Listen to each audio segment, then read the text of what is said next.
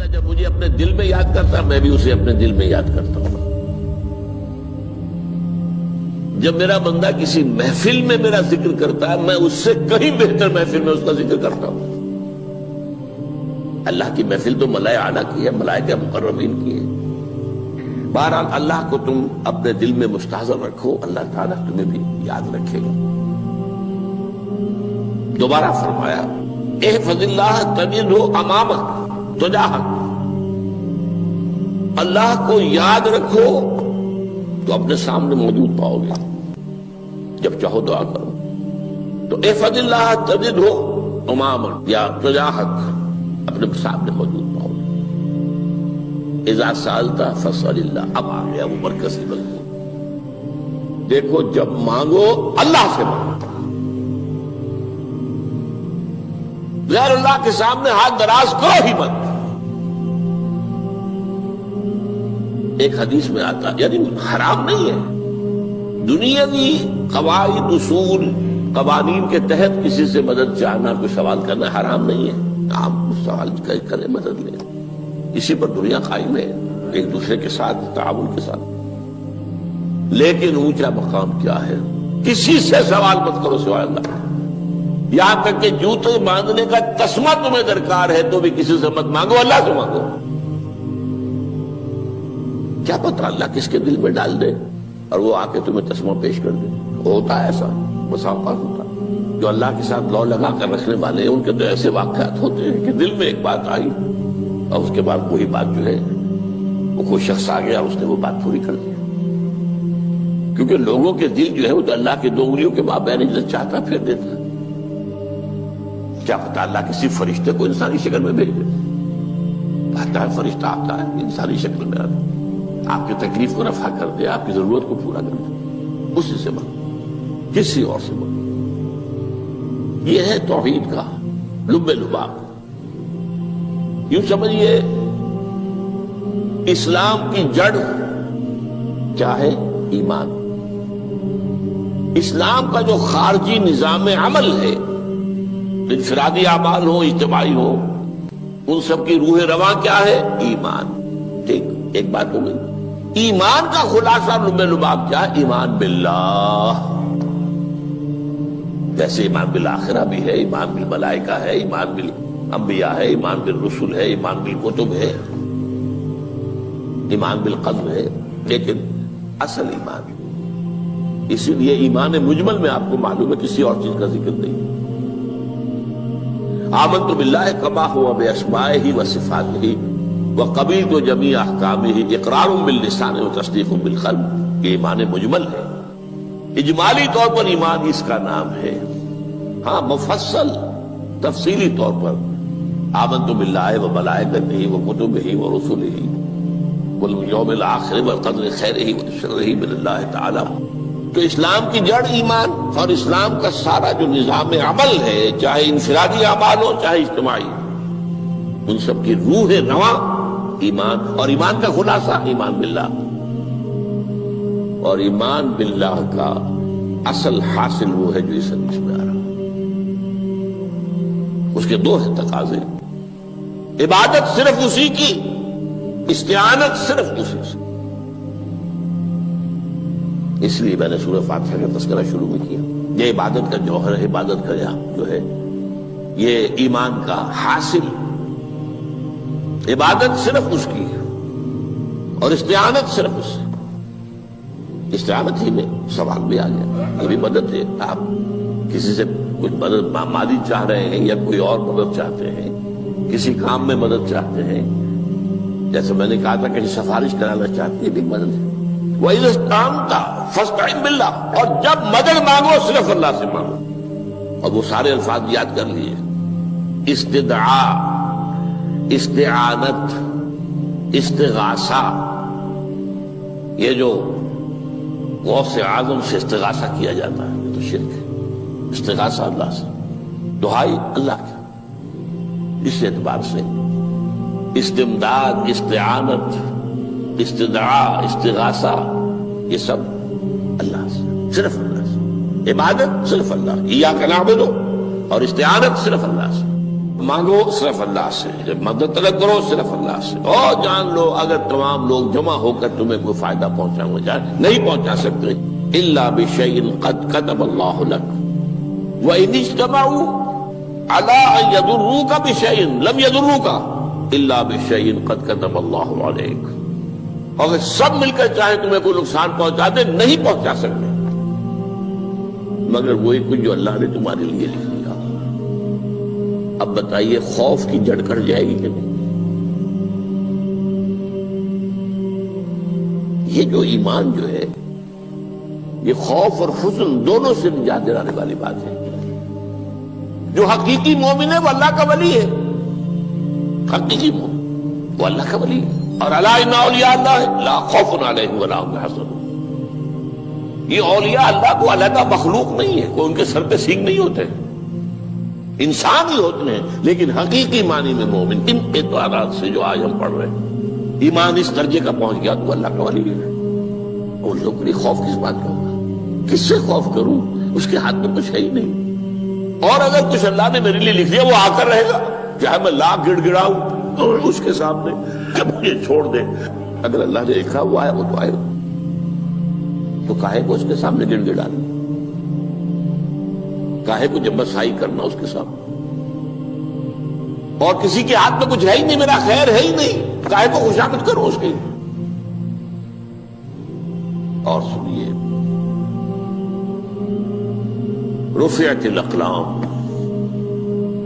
دیکھو نوجوان، قلمیں اٹھا لی گئی ہیں، وجفت الصحف، اور جو رجسٹر ہیں صحیفے ان کی سیاہی خشک ہو چکی ہے۔ یہ ہے وہ اللہ کا علم، اس میں ہر شے لکھ دی گئی ہے، اس کی قلم اٹھا لیے گئے۔ جیسے آپ کو معلوم ہے امتحان ہوتا تھا، 3 گھنٹے ختم ہو گئے، اسٹاپ رائٹنگ، بس اب قلم رک جانا چاہیے۔ وہ قلم تو تقدیر کا کاتب جو ہے وہ قلم اس کا اب اٹھا لیا گیا، اور جو صحیفے جن پر کے لکھا گیا وہ خشک بھی ہو گئے۔ یہ تو روایت ہے جو امام ترمذی نے جس کو روایت کیا، یہ متن ان کا ہے جو ہم نے پڑھا ابھی، اور ان کا قول یہ ہے کہ یہ حدیث حسن صحیح ہے، لیکن یہی روایت اور انہی راوی سے عبداللہ ابن عباس سے رضی اللہ تعالیٰ عنہما اور بھی محدثین نے کی ہے، تو اس میں سے ایک اور متن جو ہے وہ یہاں پر امام نووی نے دے دیا ہے۔ احفظ اللہ تجد امامک، یہ تو پہلا وہ ٹکڑا تھا، وقت تو جاہک تھا، یہاں امامک ہے، امام مطلب ایک ہی ہے، اپنے سامنے پاؤ گے۔ اللہ کی حفاظت کرو، اللہ کو دل میں، اللہ کی یاد کو محفوظ رکھو، گویا کہ اللہ کو مستحضر رکھو۔ ذکر اللہ کے معنی کیا ہے؟ استحضار اللہ فی القلب، یہ ذکر اللہ ہے۔ جنہیں ہم ذکر سمجھ بیٹھے ہیں وہ ذکر کے ذریعے ہے۔ اقیم الصلاۃ لذکری، نماز قائم کرو میری یاد کے لیے، نماز ذریعہ ہے یاد کا۔ یہ علیحدہ بات ہے کہ آپ نے 17 رکعتیں بھی پڑھ لی ہو عشاء کی اور یاد آپ کو آئی ہی نہیں کوئی، آپ تو ایک میکینیکل انداز میں جو ہے وہ اٹھک بیٹھک کر رہے ہیں اور آپ کی زبان سے کچھ بھی نکل رہا ہے، تو اس کا آپ کے شعور سے، دل کی گہرائی سے کوئی رابطہ ہے ہی نہیں، وہ ذکر تو نہیں ہوا۔ ہاں نماز فرض تھی وہ ادا ہو گئی، آپ کی فرض ادا ہو گئی۔ تو جنہیں ہم نے ذکر سمجھا وہ ذرائع ذکر ہے، اللہ اللہ سبحان اللہ سبحان اللہ زبان سے، یہ تاکہ اس کے نتیجے میں وہ ذکر حاصل ہو جائے۔ استحضار اللہ فی القلب، ذکر کے معنی ہے استحضار اللہ فی القلب۔ تعرف الی اللہ فی الرخاء، اور دیکھو کشادگی کے وقت میں تم اللہ کو یاد رکھو، اللہ کی طرف رجوع کیے رہو، بھول نہ جاؤ۔ وہ نہ ہو جو کبھی کہا تھا، بہادر شاہ ظفر کے اشعار میں سے بہت زور کا شعر ہے، ظفر آدمی اس کو نہ جانیے چاہے کتنا ہی ہو فام و زکا، جسے عیش میں یاد خدا نہ رہی، جسے تیش میں خوف خدا نہ رہا۔ وہ ہے کشادگی کی حالت میں، جبکہ تمہارے لیے کشادگی ہے، اللہ کی طرف رجوع کیے رکھو۔ یعرف کا فی الشدہ، تو اللہ اپنی توجہ تم پر رکھے گا شدت کے وقت میں، جب تمہیں کوئی تکلیف ہے اس تکلیف کو تم پر آسان کر دے گا۔ تکلیف تو آنی ہے، جو لکھی ہوئی ہے وہ تو آئے گی، لیکن یہ کہ اللہ تعالیٰ اس کی شدت کو، ایک ہی چیز ہے جس کو ایک انسان بہت شدت کے ساتھ محسوس کر رہا ہے، دوسرا آدمی اتنا نہیں محسوس کر رہا ہے، احساس کا معاملہ ہوگا نا۔ وہ تو اصل میں اگر انسان کی نرز کٹی ہوئی ہے تو احساس ہوگا ہی نہیں، سر سے نہیں ہوگا۔ تو اس اعتبار سے اللہ تعالیٰ تمہارے لیے اس شدت کی کمی کر دے گا۔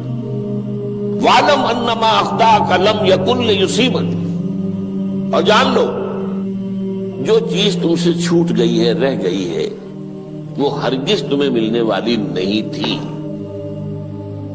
اب آپ نے کسی ملازمت کے لیے درخواست دی ہے، درخواستیں مانگی گئی ہیں، اپنی سی محنت کر لی، نہیں ملی ملازمت، اب آپ بیٹھے ہوئے افسوس میں، رنج میں، غم میں، فلاں نے یہ کر دیا، فلاں نے یہ کر دیا، وہ فلاں جو ہے بڑی تکڑی سفارش لے آیا تھا، فلاں نے رشوت دے دی۔ چھوڑو میاں اس کو، وہ تمہارے لیے نہیں تھی۔ کاہے کو اپنے ذہن کے اندر یہ کھچڑی پکا رہے ہو بیٹھے ہوئے؟ خواہ آپ شاید سوء ظن میں بھی مبتلا ہو رہے ہو، کسی نے نہ رشوت دی اور آپ سمجھتے ہو کہ رشوت دی ہے اس نے۔ یہ ساری چیزیں جو ساری سیئات، ان کی جڑ کٹ جائے گی۔ وَعْلَمْ أَنَّمَا أَخْطَأَكَ لَمْ يَكُنْ لِيُصِيبَكَ وَمَا أَصَابَكَ، اور جو چیز تم پر آ گئی، لَمْ يَكُنْ لِيُخْطِئَكَ، ہو ہی نہیں سکتا تھا کہ وہ تم پر نہ آ۔ یہ کر لیتا تو ہو جاتا، شاید یہ کر لیتا، میں نے ٹیکا پہلے لگوا دیا ہوتا تو یہ بات نہ ہوتی۔ بھائی وہ جو ہونا تھا وہ ہونا تھا۔ اب یہ وہ چیز ہے جس سے انسان میں کیفیت پیدا ہوتی، تسلیم و رضا۔ ہم بھی تسلیم کی خو ڈالیں گے، بے نیازی تیری عادت ہی صحیح، اے اللہ جو تو نے چاہا مجھے قبول ہے۔ اسی لیے میں نے آپ کو آیتیں سنائی سورۃ تغابن کی، ما اصاب من مصیبت الا باذن اللہ، کوئی مصیبت نہیں آتی مگر اللہ کے اذن سے۔ وَمَن یؤمن باللہ یہد قلبہ، جو اللہ پر ایمان رکھتا ہو اللہ اس کے دل کو ہدایت دے دیتا ہے۔ ہدایت کس بات کی؟ تسلیم و رضا۔ سر دوستاں سلامت کہ تو خنجر آزمائی، نہ شبد نصیب دشمن کے شبد ہلاکت تیغت۔ اے اللہ تیری طرف سے ہے، مجھے قبول ہے، اور بظاہر مجھے تکلیف ہو رہی ہے لیکن یقیناً اس میں میرا کوئی خیر ہے۔ بیدک الخیر، تیرے ہاتھ میں تو خیر ہی خیر ہے، جو بھی تیری طرف سے آئے۔ سر تسلیم خم ہے جو مزاج یاد میں، اور یہ مضمون جو ہے زیادہ بڑے پیمانے پر سورہ حدید میں آیا ہے۔ ما اصاب من مصیبت فی الارض ولا فی انفسکم الا فی کتاب من قبل ان نبرأہا، کوئی مصیبت نہیں آتی نہ تمہاری جانوں میں نہ زمین میں، زمین میں زلزلہ آ جانا، سیلاب آ جانا، کچھ اور زمین کا دھنس جانا، یا یہ ہے کہ تمہاری جانوں میں کوئی بخار ہو گیا، کوئی اور تکلیف ہو گئی، اچانک معلوم ہوا کہ انسان جو کینسر ہے، اور کینسر بھی اب 3rd سٹیج کو پہنچ چکا ہے، لیکن جو بھی آیا ہے وہ اللہ کے علم کی کتاب میں پہلے سے لکھا ہوا ہے۔ فی کتاب من قبل ان نبرأہا، یہ کتاب میں درج ہے اس سے پہلے کہ ہم اسے ظاہر کریں۔ اس کا نتیجہ کیا نکلنا چاہیے؟ لیکن لا تأسوا علی ما فاتکم ولا تفرحوا بما آتاکم، افسوس نہ کیا کرو جو تم سے جاتا رہے، چھوٹ جائے، کوئی عزیز فوت ہو گیا، کوئی موقع ہاتھ سے نکل گیا، ارے بھائی میں چوک گیا، بڑا موقع تھا، اب اس پر افسوس کر رہے ہیں۔ نہیں، جو چیز دیکھیں، لا تأسوا علی ما فاتک ولا تفرحوا بما آتاک، جو اللہ تمہیں دے دے اس پر اتراؤ مت۔ وما اصابک لم یکن لیخطئک واعلم ان النصر مع الصبر، اور جان لو اللہ کی مدد صبر کے ساتھ آتی ہے، جو آئے اس کی طرف سے جھیلو، زبان پر کلمہ شکوہ اور شکایت نہ آئے،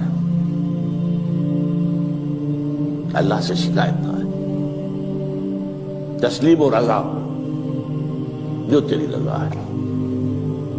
تیری صحت ہمیں منظور ہے، لیکن اس کو، مولانا محمد علی جوہر ایک مرتبہ جیل میں گئے، ایک بیٹی بیمار ہوئی، فوت ہو گئی، اس کے بعد دوسری مرتبہ پھر جیل میں گئے، دوسری بیٹی کو وہی بیماری ہوئی، جیل میں اطلاع ملی کہ بیٹی کو یہ بیماری ہو گئی ہے، تو خط لکھا ہے اشعار کی شکل میں، کا آخری شعر یہ ہے: تیری صحت ہمیں منظور ہے لیکن اس کو نہیں منظور تو پھر ہم کو بھی منظور ہے۔ ہم تو چاہتے ہیں میں بیٹی کے تجھے شفا ہو جائے، اسے منظور نہیں تو پھر ہمیں بتا۔ وَاعْلَمْ أَنَّ النَّصْرَ مَعَ الصَّبْرِ وَأَنَّ الْفَرَجَ مَعَ الْكَرْبِ۔ فرج، فراخی، کھل جانا کسی چیز کا، یہ ہے کرب کے ساتھ، تکلیف کے ساتھ، تکلیف ہوتی ہے ساتھ۔ اللہ نے قانون بنایا ہے دنیا کا۔ اب آپ اندازہ کیجئے بچے کی ولادت میں ماں کو کتنی تکلیف اٹھانی پڑتی ہے۔ آج کل تو فیشن ہو گیا ہے، سیدھے سیدھے جاؤ، آپریشن کراؤ، تکلیف سے بچ جاؤ، لیکن یہ ہے کہ یہ بھی آپ کے علم میں ہوگا، وہ ساری تکلیف جیسے ہی بچے کو لا کر ماں کے برابر لٹایا ہے، ساری تکلیف ختم، پھر جو راحت اس سے میسر آتی ہے۔ ان الفرج مع الکرب وان مع العسر یسرا، اسی لیے میں نے وہ آیتیں بھی پڑھی تھی، ان مع العسر یسرا، ان مع العسر یسرا۔ اس دنیا میں یہ اللہ نے نظام بنایا ہے، سختیاں جھیلنی ہی ہوں گی۔ لقد خلقنا الانسان فی کبد، ہم نے انسان کو پیدا کیا مشقت کے اندر، مشقت تو کرنی پڑے گی۔ کسی کی جسمانی مشقت زیادہ، کسی کی ذہنی مشقت زیادہ، مشقت سے چارہ کسی کو نہیں۔ تو یہ ہے ان مع العسر یسرا، ان مع العسر یسرا۔ بارک اللہ لی ولکم فی القرآن العظیم ونفعنی وإیاکم بالآیات